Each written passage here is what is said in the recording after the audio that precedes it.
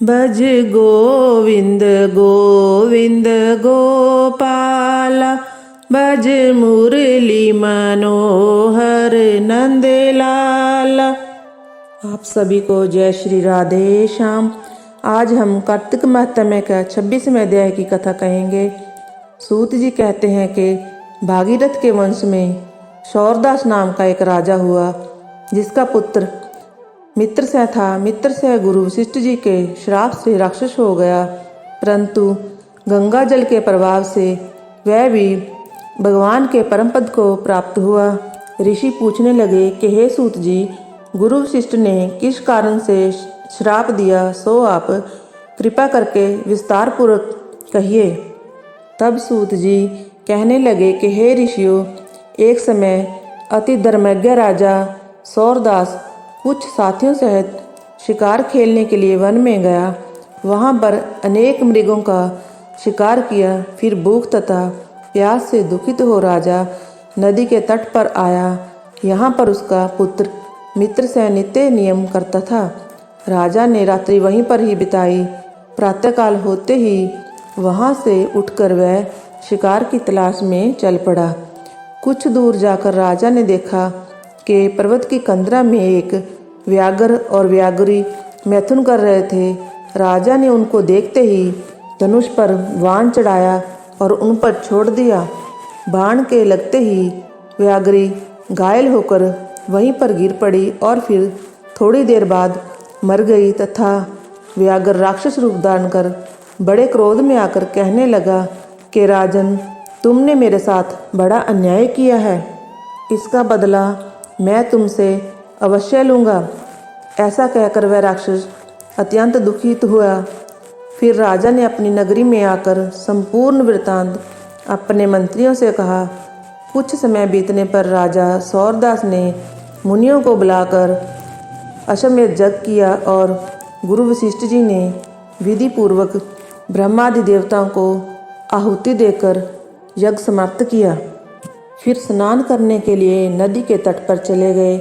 इतने में वही राक्षस जिसकी राक्षसी को राजा ने वन में मार दिया था, क्रोधित होकर अपना बदला लेने के लिए वहाँ पर आया और गुरु वशिष्ठ जी को वहाँ पर ना देख उन्हीं का रूप धारण कर राजा से कहने लगा कि राजन, हम मांस खाएंगे, हमारे लिए मांस बनाओ, हम स्नान करके अभी आते हैं।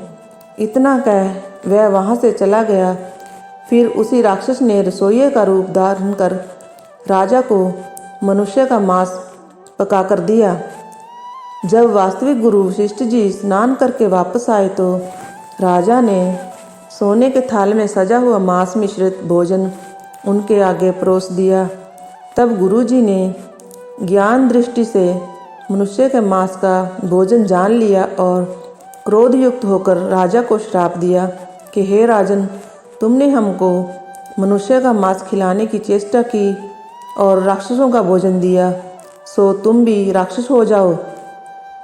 तब राजा ने कहा, हे गुरुदेव, आपकी आज्ञा से ही भोजन बनवाया गया है। यह सुनकर वशिष्ठ जी ने ज्ञान दृष्टि से राक्षस द्वारा राजा के चले जाने का संपूर्ण वृत्तांत जानकर राजा को बताया। तब राजा ने भी क्रोधित होकर अंजलि में जल ले लिया और कहा कि आपने अकारण मुझको श्राप दिया है, इस कारण मैं भी आपको यही श्राप देता हूँ।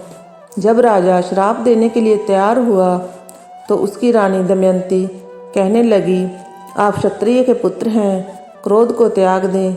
जो भोग आपके भाग्य में लिखा है उसको भोगो। जो मनुष्य गुरु से हुंकार तुंकार करता है वह वन में जाकर ब्रह्म राक्षस होता है। स्त्री के वचनों को सुनकर राजा क्रोध त्याग कर विचारने लगा कि अब क्या करना चाहिए। फिर राजा ने उस जल को ज्यों ही अपने पैरों पर डाला त्यों ही उसके पैर काले पड़ गए। इसी कारण वह राजा कलमाशपाद के नाम से विख्यात हुआ। फिर राजा गुरु जी के चरणों में पड़ गया और क्षमा मांगने लगा। तब वशिष्ठ जी ने कहा, क्योंकि यह पाप तुमसे अनजाने में हुआ है, इसके श्राप का प्रभाव केवल 12 वर्ष तक रहेगा। इसके बाद तुम अपने असली रूप में आ जाओगे और अनेक वर्ष तक राज्य भोग कर गंगा जल के प्रभाव से ज्ञान प्राप्त करोगे, तब भगवान विष्णु की सेवा करते हुए तुम अनंत काल में परम शांति को प्राप्त हो जाओगे। इतना कहकर गुरु वशिष्ठ जी अपने आश्रम को चले गए और राजा राक्षसी देह को प्राप्त हो गया। वह भूख प्यास से दुखी हो निर्जन वन में फिरने लगा। वहाँ से वह अनेक कष्टों को सहन करता हुआ नर्मदा नदी के तट पर आया और वहाँ भी वह पशु पक्षी मनुष्य सर्प आदि खाकर विचरण करने लगा। संयोगवश एक दिन नर्मदा नदी के तट पर घूमते हुए स्त्री सहित रमण करते हुए एक मुनि को देखा। भूख से पीड़ित होने पर जैसे व्याघ्र मृग को पकड़ लेता है, उसी प्रकार उसने मुनि को पकड़ लिया। उसकी स्त्री ने जब अपने पति को राक्षस के हाथों में देखा तो वह राक्षसी देहधारी राजा के आगे हाथ जोड़कर विनयपूर्वक बोली कि आप मेरे पति को मत मारो। आप वास्तव में राक्षस नहीं, सूर्य कुल में उत्पन्न मित्रसेन नामक राजा हो।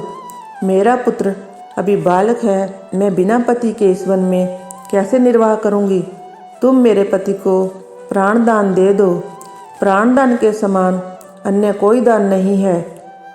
इस स्त्री की इस प्रार्थना का राक्षस पर कोई प्रभाव नहीं पड़ा और जैसे व्याघ्र एक मृग के बच्चे को पकड़ कर खा जाता है, वैसे ही उस मुनि को जो उस समय अपनी स्त्री के साथ था पकड़कर खा गया।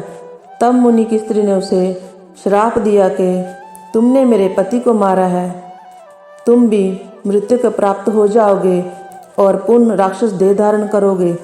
यह दो श्राप सुनकर राक्षस देहधारी राजा भी क्रोध में आकर कहने लगा कि हे दुष्टे, तुमने एक अपराध के बदले दो श्राप दिए हैं। तुम भी राक्षसी होकर इस वन में फिरती रहोगी। इस कारण वह स्त्री भी पिशाचिनी हो गई और भूख प्यास से दुखित होकर उस वन में फिरने लगी। इस प्रकार कथा का 26वां अध्याय समाप्त हुआ। बोलो जय श्री राधे श्याम। ऐसी ही बहुत सारी वीडियोस देखने के लिए चैनल को सब्सक्राइब करें और वीडियोस को लाइक करें।